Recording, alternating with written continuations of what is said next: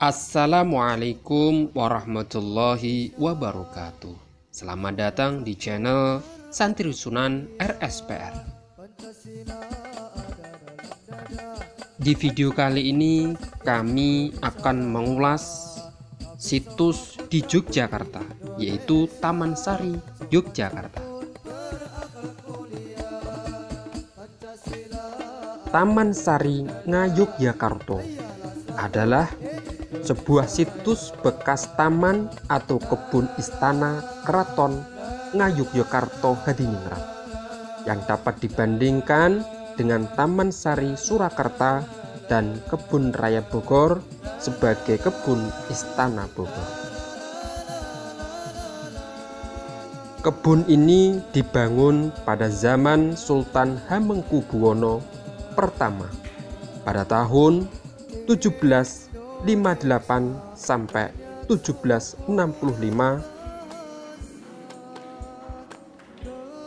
Taman ini memiliki luas kurang lebih dari 10 hektar dengan sekitar 57 bangunan baik berupa gedung, kolam pemandian, jembatan gantung, kanal air maupun danau buatan beserta pulau buatan dan lorong bawah air.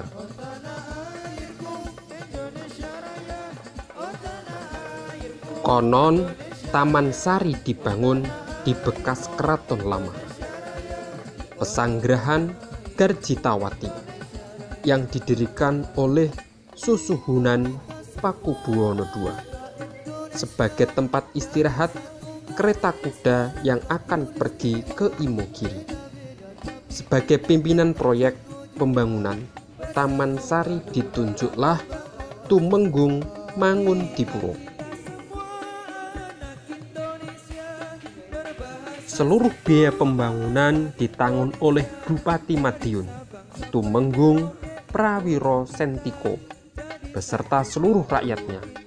Oleh karena itu, daerah Madiun dibebaskan dari pungutan pajak. Di tengah pembangunan, pimpinan proyek diambil alih oleh Pangeran Notokusumo. Setelah Mangundipuro mengundurkan diri, walaupun secara resmi sebagai kebun kerajaan, namun beberapa bangunan yang ada mengidentifikasikan Taman Sari berfungsi sebagai benteng pertahanan terakhir jika istana diserang oleh musuh. Konon, salah seorang arsitek kebun kerajaan ini adalah seorang Portugis yang lebih dikenal dengan Demang Tegis. Komplek Taman Sari setidaknya dapat dibagi menjadi 4 bagian. Bagian yang pertama adalah danau buatan yang terletak di sebelah barat, dan bagian selanjutnya adalah bangunan yang berada di sebelah selatan, danau buatan Binangun.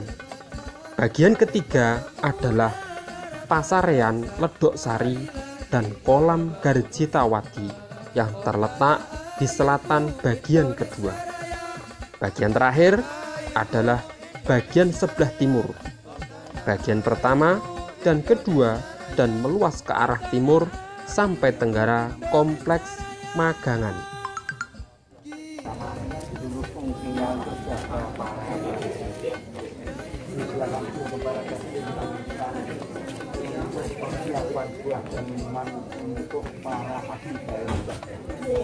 Masuk Taman Sari ada naga 2, artinya Catur Nogo Roso Tunggal, Catur itu 4 Nogo 8 Roso 6 tingkat 1 dibalik karena dulu arsitekturnya orang barat.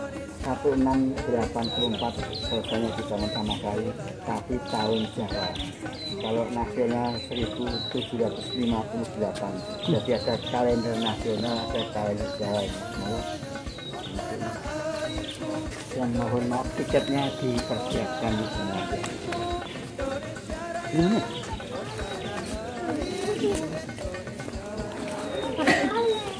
Tadi masih apa? Halo. Tadi tiketnya masih mau habis kan? Ini. Mau ya? Hanin barang.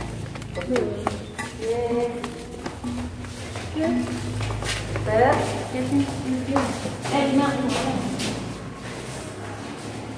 dalam gedung ini ada ruangan 4. Di dalam gedung ada ruangan 4, 1, 2, 3, 4. Fungsinya sama untuk jaga para prajurit keraton kalau rajanya ke Taman Sari.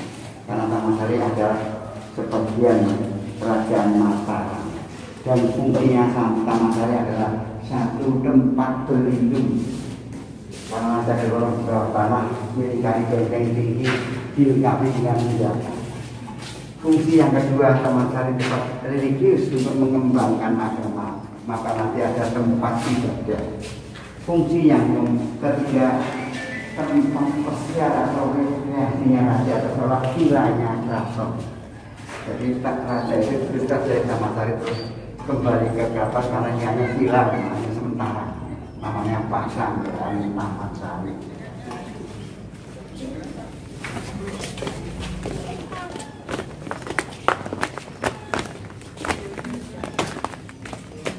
Ini foto-foto kak ini kak. Ini Karena foto-foto Taman Sari hanya seolah-olah vilanya keraton. Di sini ada gedung 4, karena 4 disebut gedung sekawan. 1, 2, 3, 4. Gedung sekawan dulu fungsinya untuk gamelan. Gamelan yang membunyikan gamelan khusus piyayi putri yang pakai kemben. Maka gedung itu disebut gedung bedak kepala. Lantas dulu ini pertunjukan sendera tari, sultan dan kerabatnya melihatnya dari atas atau dari panggung. Maka ini ya ini pada panggung, ini panggung gapura. Kalau panggung punya untuk melihat kalau ini ada pertunjukan sendera tari saat Taman Sari masih dipakai. Gapura panggung dulu ini pintu belakang bagi raja, tapi untuk sekarang pintu depannya bagi wisata. Kenapa? Karena Taman Sari sudah pernah direnovasi. Ternyata pintu yang depan tidak bisa dibuka. Kenapa? Karena tertutup oleh rumah penduduk. Nah, dari Pak Sultan dulu tidak suka gusur menggusur, maka wisatanya dilewatkan pintu belakang, Mbak. Maka ini pintu depan tapi bagi wisata. Untuk sekarang, di sini ada pohon kepel yang jumlahnya ini 6, nggak salah. Pohon kepel ini dulu fungsinya untuk aromaterapi. Karena di dalam ini pemandian putri raja itu setelah mandi makan buah kepel ini untuk menghilangkan rasa bau badan yang tidak sedap. Jadi cuma dari alami. Tapi sekarang kalah dengan modern ke parfum ya. Tidak menggunakan buah kepel lagi ya. Iya. Buah kepel buahnya di pohonnya gitu. Buahnya masih tumbuh Pak. Kalau di depan aja. Ini baru ngembang lagi. Ini sebenarnya segini biar tidak dipetik, ternyata ya habis ya. Seperti sawo ini nanti kalau rasanya juga sama seperti sawo itu. Besarnya juga Sama. sama. Yang depan itu ada ya Mas. Ya. Lantas ini Mas.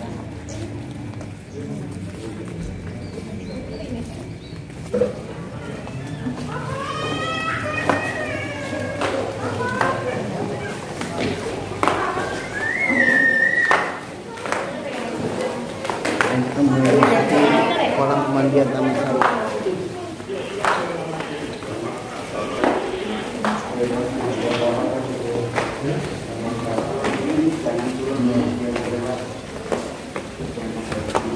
Ini namanya umbul. Umbulnya juga bisa. Umbul itu pemandian atau umbul Binangun. Karena airnya muda itu namanya umbul Binangun. Dan ada juga yang sebelah utara buat anaknya raja namanya umbul Kawitan, yang di tengah umbul Pamungkar buat istrinya raja ya, raja lagi, yang di dalam ada lagi. umbul Uras buat raja. Kenapa kok untuk itu sebelah sana juga raja sama istrinya? Karena mohon maaf, Taman Sari hanya vilanya saja, dia tempat bersenang-senang. Dulu waktu pemerintah raja itu istrinya lebih dari ada Prameswari dan ada Suri. Prameswari itu istri yang sah, Suri itu tidak sah. Semua raja istrinya mandi semua. Ada yang 6, bahkan ada yang 12. Semua mandi, rajanya naik di panggung, maka disebut panggung pemandian. Dari atas yang memilih salah satu dengan cara melempar diri. Jadi tidak ditunjuk tapi diri. Lah yang merasa kena Pelemparan bunga dari atas naik terus maju bersama dengan raja. Dan tapi sekarang tidak seperti itu, ya aku hanya satu ini. Ini airnya dari mana Pak sumbernya? Sumber airnya Dan dari mana? sumber airnya dari sini. Cuman sekarang dibantu pakai pompa, nanti bisa lihat ini. Kalau dulu tidak usah. Karena ini pemandian dulu tidak ada rumah sama sekali. Taman-Sari luasnya kurang lebih ada 10,6 hektar. Yang 5,6 hektar berupa kebun tanam kimia, yang 5 hektar berupa danau tapi buatan. Di tengah danau buatan sebelah sana nanti ada istana dan ada masjid. Tapi mohon maaf nanti masjidnya tidak bisa dihubungi karena tidak terasa. Kita perlu ngambil kanan semuanya.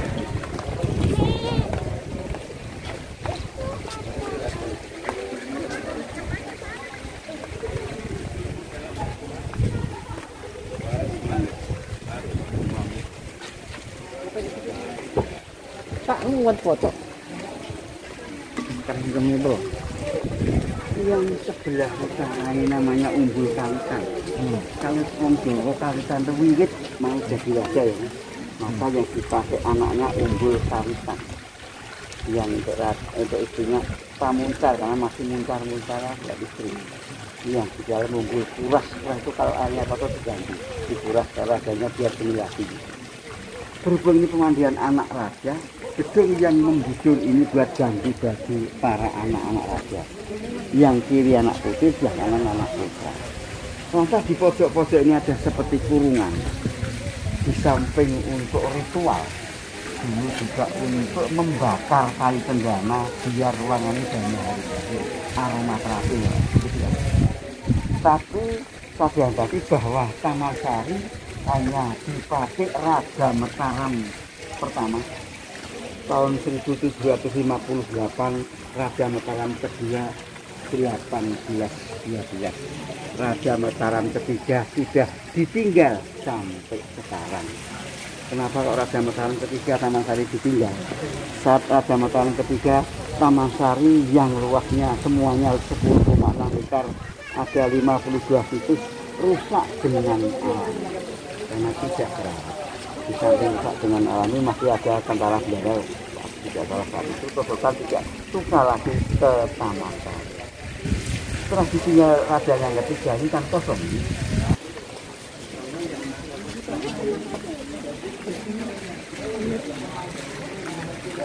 Mau foto-foto? Mau foto bersama ini kita lihat dari sini. Kalau kita bagi yang sukanya kalau butuh bantuan Pak Adi siap bantu umpama ini.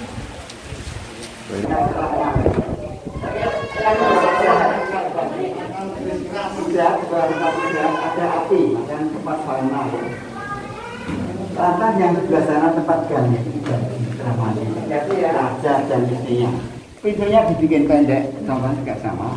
Pintu pendek itu bukan rada pendek, fungsinya hanya biar masuk ke Taman-Sari. Lantas ini yang saya bilang tadi, kita bantu sekarang itu.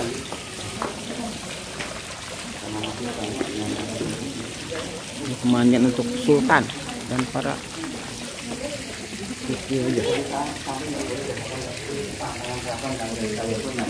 memberitahu tapi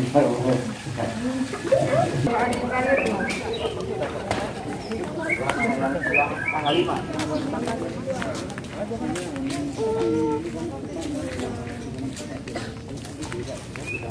itu ditutup ya?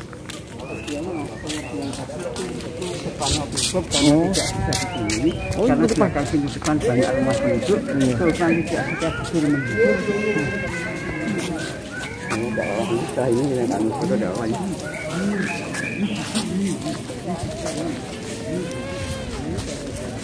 Jadi ini pintu depannya sebenarnya di Taman-Sari, tapi karena banyak penduduk ditutup oleh Sultan.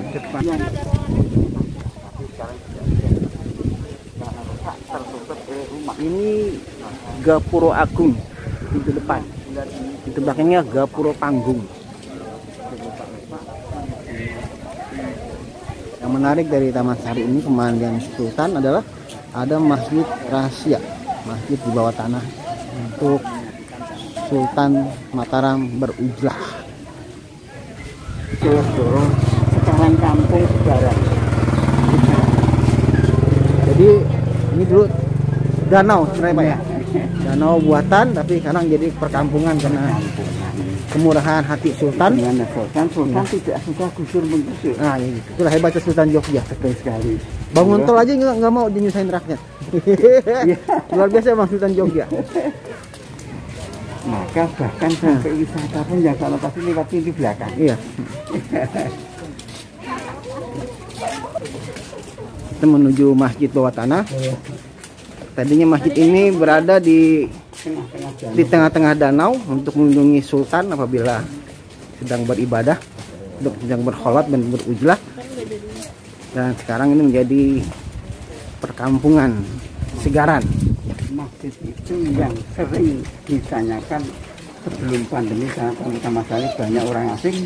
Dan waktu bangun Taman Sari termasuk masjid itu tidak menggunakan semen karena saat itu belum ada semen. Jadi pakai telur. Pakai air kelapa, ada yang mengatakan pakai putih telur, pasir dan kapur. Arsitekturnya orang Portugis dibantu Bupati Madiun. Jadi sama seperti candi tidak pakai semen wis. Luar biasa.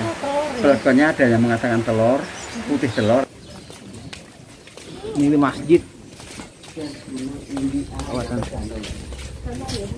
Ini danau. Ini masjid. Di bawah sana guys.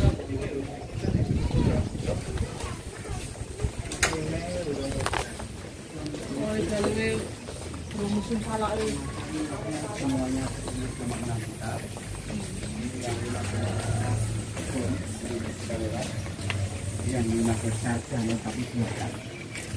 Di tengah danau ada masjid. Ini masjidnya ini sumur bumi karena masjidnya bentuknya bulat seperti sumur. Maka dinamakan sumur bumi itu dengan nama untuk air wudhu.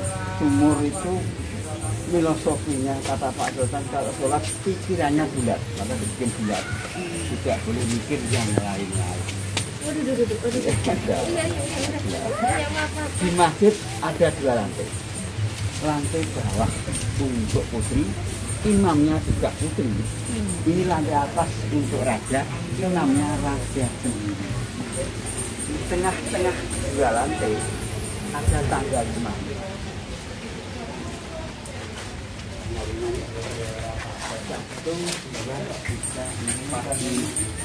Di tengah-tengah 2 lantai ada tangga 5.